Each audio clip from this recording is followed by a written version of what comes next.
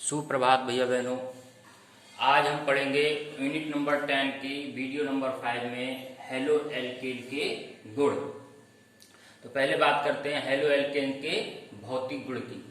तो CH3Cl, CH3Br, C2H5Cl कमरे के ताप पर रंगहीन गैस होते हैं, अर्थात जो निम्न सदस्य होते हैं अर्थात जिनमें कार्बन परमाणु संख्या 1 या 2 होती है वो कमरे के ताप पर रंगहीन गैस होते हैं, जबकि सभी C18 तक के हेलो एल्केन सुगंध युक्त द्रव होते हैं और उस उच्च सदस्य रंगहीन व गंधहीन ठोस होते हैं, अर्थात जिनमें कार्बन परमाणु संख्या 18 से भी अधिक होगी तो ऐसे सदस्य रंगहीन गंधहीन ठोस होते हैं।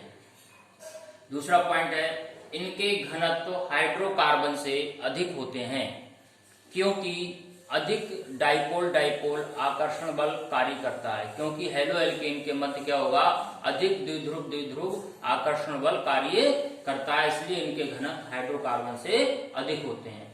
थर्ड पॉइंट है क्वथनांक इनके क्या होते हैं, क्वथनांक अणुभार में वृद्धि के साथ बढ़ते हैं, अर्थात जैसे जैसे इनका अणुभार बढ़ेगा वैसे वैसे इनके क्वथनांक बढ़ते हैं। जैसे RCl, RBr, RI, RCl से ज्यादा RBr का होगा, इससे ज्यादा I का होगा। एल्किल समूह समान है, क्लोरीन, ब्रोमीन, आयोडीन जैसे वर्ग में नीचे की ओर जाएंगे इनके अणुभार बढ़ेंगे तो इस आधार पर इनके क्वथनांक भी बढ़ेंगे। और वर्गीकरण की बात करें तो 1 to 3 डिग्री हेलो एल्केन में हमने इनको वर्गीकृत किया। अगर उनके क्रम की बात करें तो सबसे अधिक क्वथनांक किसका होता है, 1 डिग्री हेलो एल्केन का, उससे कम 2 डिग्री का और सबसे कम 3 डिग्री का। इसमें क्यों होता है, क्योंकि 1 डिग्री में कोई चैन नहीं होती है और 2 डिग्री में क्या होगा, ब्रांच हो जाएगी ये, 3 डिग्री में 2 ब्रांच। जैसे जैसे शाखाएं बढ़ेंगी वैसे वैसे क्या होता है, इनके क्वथनांक घटते हैं। तो क्रम 1 to 3, 1 सबसे अधिक, उससे कम 2, सबसे कम 3 डिग्री का क्वथनांक होता है। नेक्स्ट पॉइंट, सभी हेलो एल्केन जल में आविले व कार्बनिक विलायकों में विलय होते हैं। सभी हेलो एल्केन क्या होते हैं, जल में आविले व कार्बनिक विलायकों में विलय होते हैं। नेक्स्ट पॉइंट में कॉपर तार के साथ हरी व नीली ज्वाला के साथ जलते हैं। अगर कॉपर तार के साथ इनको जलाओगे तो ये कैसी ज्वाला के साथ जलेंगे, हरी और नीली। और यह क्या कहलाता है, व्हीलस्टाइन परीक्षण कहलाता है। इसको हम क्या बोलते हैं, व्हीलस्टाइन परीक्षण। तो अब भैया बहनों बात करते हैं हेलो एल्केन के रासायनिक गुण। तो रासायनिक गुण में सबसे पहले हम CX आबंध की बात करते हैं कि CX आबंध किस प्रकृति का होता है। तो यहाँ पर मैंने दिखाया C सिंगल बॉन्ड X। अब X क्या है, हेलोजन जो क्या होता है कार्बन की तुलना में अधिक ऋणात्मक होता है, तो साझे के इलेक्ट्रॉन हेलोजन की ओर शिफ्ट हो जाएंगे तो हेलोजन परमाणु पे क्या आएगा आपका पार्शियल नेगेटिव चार्ज और कार्बन पे क्या आ जाएगा, आंशिक धनावेश। तो इससे ये क्या हो गया, इन दोनों के बीच का जो बॉन्ड है ध्रुवीय प्रकृति का होता है।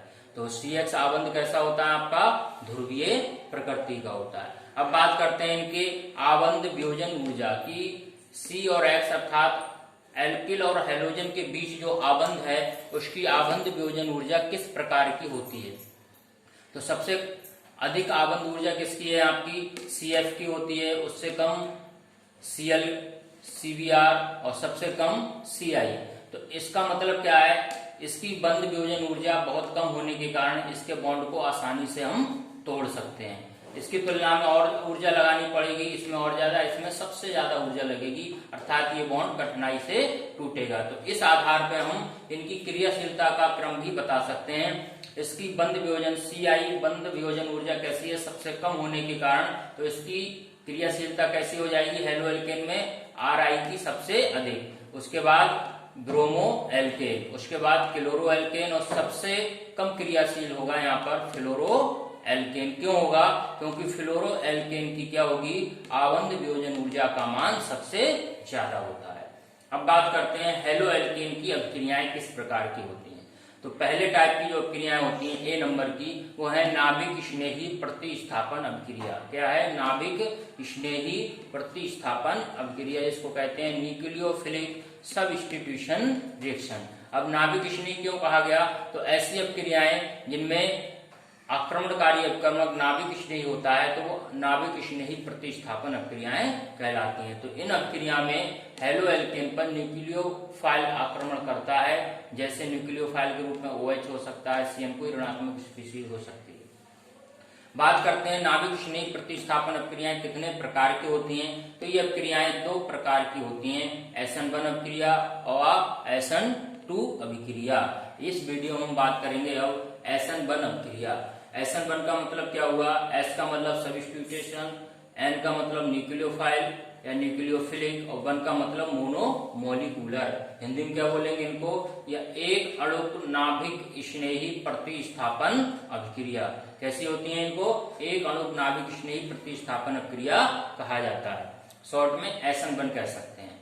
इनका वेग केवल एक अणु पर निर्भर करता है, इनका जो वेग होगा केवल एक अणु पर निर्भर करता है, अर्थात इनकी कोटि 1 होती है।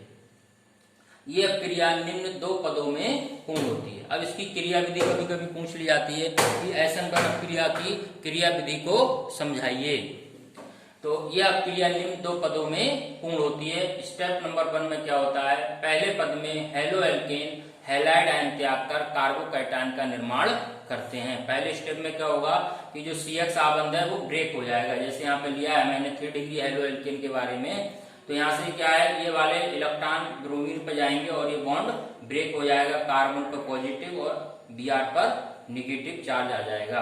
तो ये हो गया 3 डिग्री कार्बोकैटायन का फॉर्मेशन हो गया। और ये पद बहुत स्लो होता है। तो बताया गया था 4th यूनिट में कि जो स्टेप रिएक्शन का स्लो होगा वही वेग निर्धारक पद होता है। तो यहाँ पर पहला पद कैसा है, बहुत स्लो होने के कारण इसलिए ये वेग निर्धारक पद है और इसमें एक अणु भाग लेता है, इसलिए अपक्रिया की कोटि कितनी है, 1। यहाँ पर केवल एक अणु भाग ले रहा है, इसलिए अपक्रिया की कोटि कितनी है, 1। तो पहले स्टेप में क्या हुआ, कार्बोकैटायन का निर्माण होता है।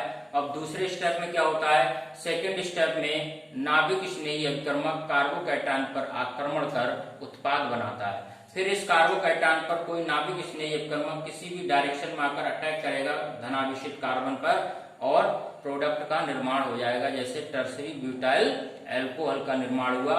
और ये पद बहुत तीव्र होता है, बहुत फास्ट गति से होता है।